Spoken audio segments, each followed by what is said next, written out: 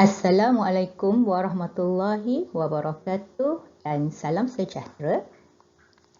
Di video ini, saya ingin menerangkan tentang panduan penulisan rancangan pengajaran harian. Yang berikut adalah isi kandungan penerangan dalam video ini. Di dalam perkeliling ikhtisas bilangan 3 1999, penyediaan rekod pengajaran dan pembelajaran mempunyai maklumat yang berikut. Antara maklumat yang berikut ialah dokumen rekod pengajaran dan pembelajaran iaitu rancangan pelajaran tahunan dan rancangan pelajaran harian. Rancangan pelajaran tahunan merujuk kepada dokumen yang mempunyai secara ringkas isi pelajaran dan pembelajaran berdasarkan Sukatan Pelajaran Kebangsaan yang dikeluarkan oleh Kementerian. Manakala rancangan pelajaran harian merujuk kepada dokumen terjemahan rancangan pelajaran tahunan yang mengandungi sekurang-kurangnya maklumat seperti objektif, cara bagaimana hendak mencapai objektif dan kenyataan sejauh mana objektif itu tercapai. Dalam konteks rancangan pelajaran tahunan, ia merujuk kepada isi pelajaran dan pembelajaran yang disusun atur mengikut minggu dan bulan. Manakala rancangan pelajaran harian merujuk kepada isi pelajaran dan pembelajaran yang disusun atur dalam bentuk harian. Ia mengandungi objektif pembelajaran, aktiviti-aktiviti yang terlibat dengan proses pengajaran dan pembelajaran dan juga proses penilaian yang dilakukan bagi mengukur sejauh manakah sesuatu objektif pengajaran itu telah tercapai. Perkeliling ikhtisas bilangan 3 1999, penyediaan rekod pengajaran dan pembelajaran juga mengandungi maklumat mengenai rekod pengajaran dan pembelajaran iaitu merujuk kepada rancangan pelajaran tahunan dan juga rancangan pelajaran harian yang boleh disediakan dalam apa jua bentuk yang munasabah dan sesuai dengan teknologi semasa.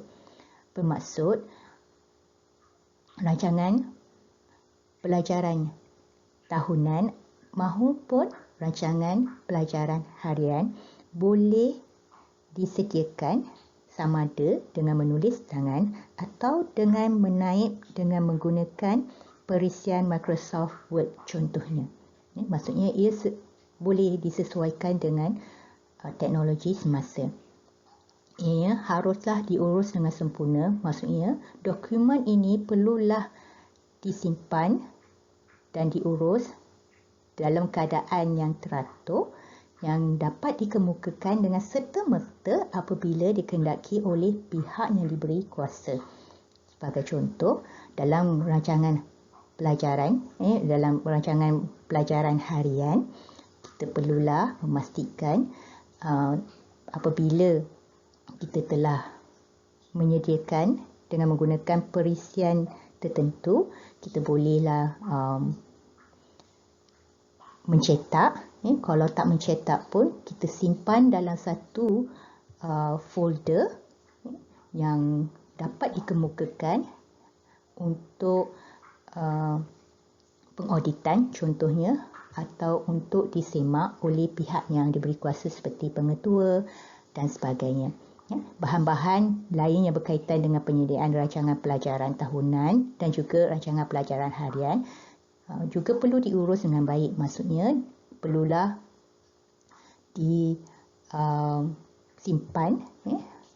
dalam keadaan teratur yang mana boleh dikemukakan dengan semata-mata sebagai bahan bukti pengajaran apabila dikehendaki oleh pihak yang diberi kuasa seperti pengetua, pegawai Jabatan Pelajaran Negeri dan sebagainya.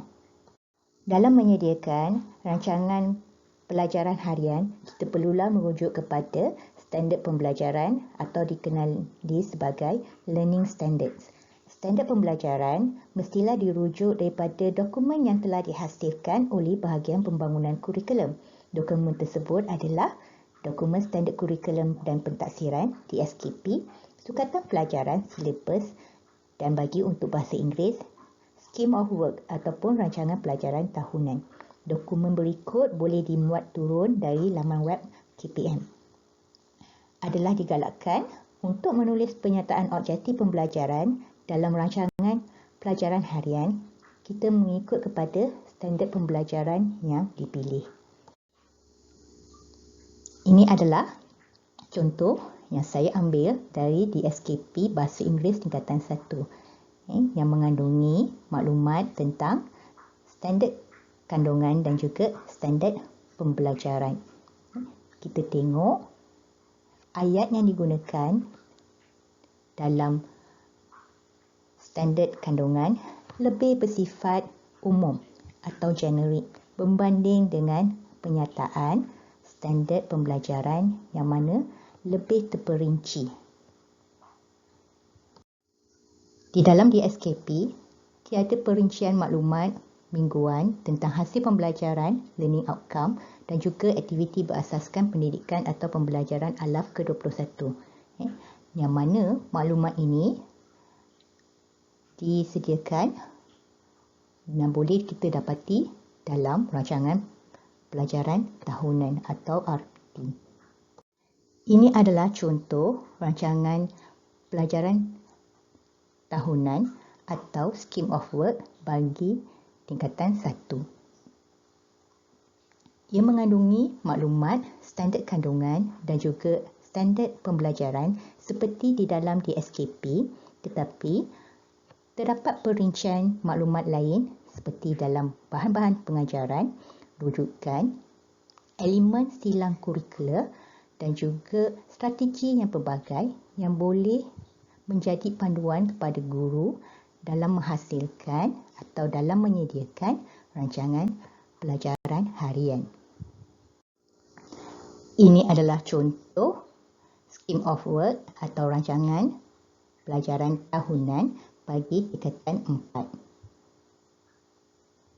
Dan kita boleh lihat terdapat maklumat tentang minggu, tema atau topik pelajaran yang merujuk kepada minggu tersebut, learning outcomes atau hasil pembelajaran, aktiviti-aktiviti yang boleh digunakan oleh guru dalam melaksanakan pengajaran dan pembelajaran, apakah penekanan yang perlu diberikan dan sebagainya.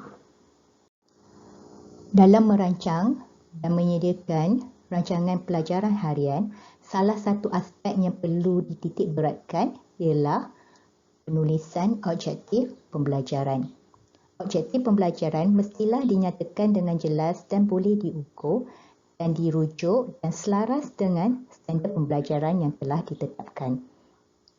Objektif pembelajaran boleh ditulis lebih daripada satu objektif di dalam rancangan pelajaran harian. Dan kata kerja yang digunakan merujuk kepada sama ada taksonomi kognitif, afektif atau psikomotor. Template rancangan pengajaran harian atau rancangan pelajaran harian boleh dimuat turun dari laman web Kementerian Pendidikan Malaysia. Akan tetapi, setiap sekolah mungkin mempunyai sedikit template berbeza, tetapi isi kandungannya masih sama. Yang mana mempunyai maklumat tentang minggu, kelas, mata pelajaran yang diajar, kandungan dan juga catatan dan tindakan susulan. Dalam menyediakan rancangan pengajaran harian atau RPH, kita perlulah merujuk kepada rancangan pelajaran tahunan iaitu RPT. Dalam bahasa Inggeris, ianya dikenali sebagai Scheme of Work. Contoh yang saya berikan di sini ialah rancangan pengajaran tahunan atau rancangan pelajaran tahunan Scheme of Work tingkatan 1. Muka surat 44. Standard pembelajaran. Terdapat dua standard pembelajaran iaitu kemahiran utama dan juga kemahiran pelengkap. Selalunya dalam standard pembelajaran akan terdapat dua kemahiran ini, kemahiran utama dan juga kemahiran pelengkap. Tetapi ia merujuk kepada konteks tertentu juga. Kadang-kadang kita akan lihat tiada kemahiran pelengkap yang disertakan.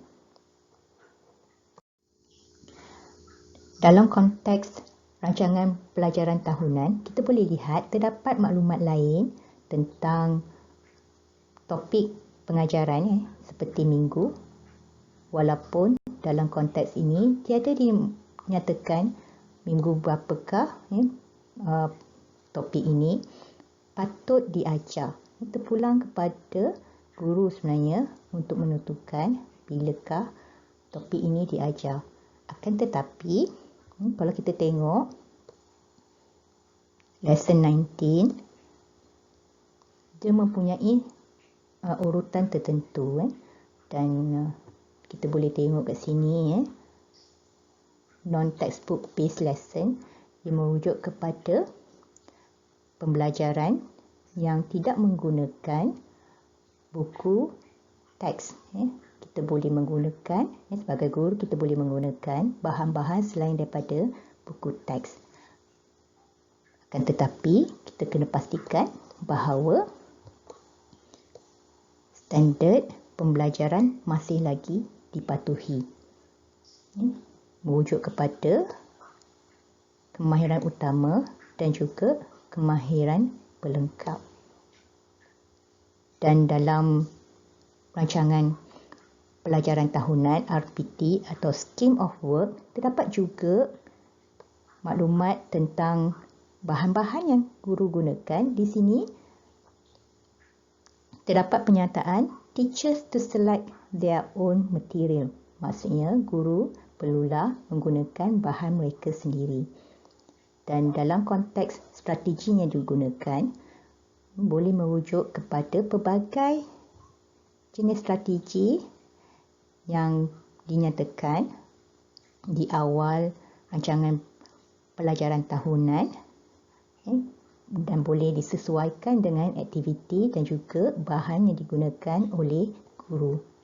Terpulang kepada kreativiti seorang guru untuk menggunakan dan juga menyediakan bahan yang diperlukan. Dalam menyediakan objektif pembelajaran, kita merujuk kepada standard pembelajaran. Di sini saya berikan contoh penyataan objektif pembelajaran. Contoh pertama, by the end of the lesson, student will be able to respond appropriately to simple question in the conversation, generate the appropriate action based on a given situation, should and shouldn't, provide examples on a given topic. Mari kita lihat objektif pembelajaran atau learning objektif yang lain.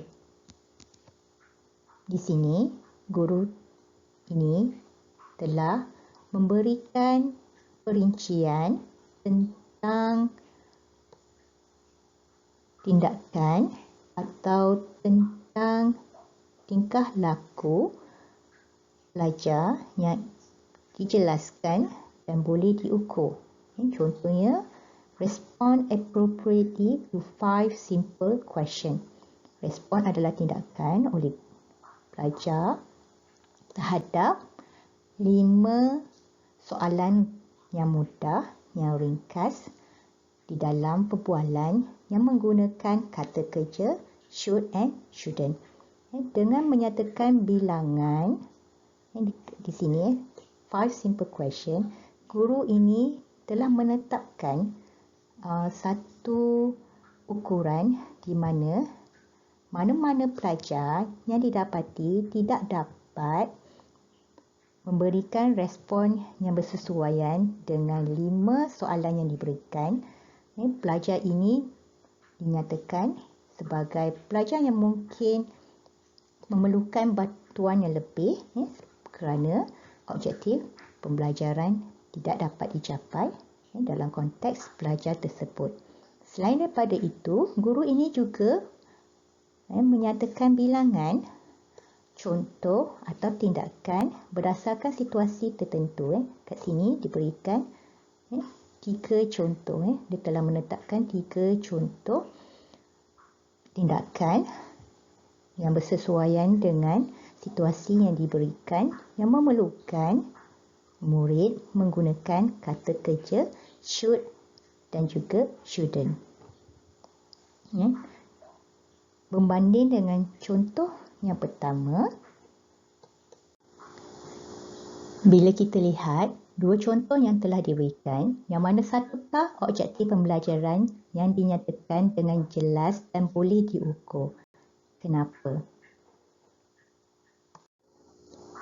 Kita imbas kembali contoh pertama, objektif pembelajaran. Mana kita boleh lihat di sini penyataannya bersifat umum, kurang jelas dan mungkin sukar diukur kerana tiada penanda aras yang telah ditetapkan untuk dijadikan sebagai kayu ukur penilaian terhadap keberhasilan pembelajaran. Mari kita lihat contoh 2, objektif pembelajaran. Penyataannya lebih jelas dan diukur dan terdapat indikator yang dinyatakan dalam bentuk bilangan yang boleh dijadikan sebagai kayu ukur penilaian keberhasilan pembelajaran. Aktiviti pengajaran dan pembelajaran yang dinyatakan dalam rancangan pengajaran harian perlulah menepati kehendak standard pembelajaran yang dipilih dan aktiviti yang dirancang perlulah selaras dengan objektif yang dicapai, yang mana kita imbas sedikit. Objektif pembelajaran hendaklah menggunakan kata kerja yang jelas dan boleh diukur. Dan aktiviti pengajaran dan pembelajaran yang kita nyatakan dalam RPH perlulah merangkumi pelbagai strategi pengajaran dan pembelajaran yang kita gunakan yang berfokuskan pada murid yang boleh dilaksanakan secara berkumpulan, berpasangan atau individu, yang mana aktiviti yang kita rangka ini menerapkan elemen kemahiran berfikir aras tinggi. Aktiviti yang kita lakukan juga boleh menggunakan pendekatan modular dan didik hibur dalam aktiviti pengajaran dan pembelajaran. Sekian, terima kasih. Assalamualaikum. Saya Hadijah Jafri.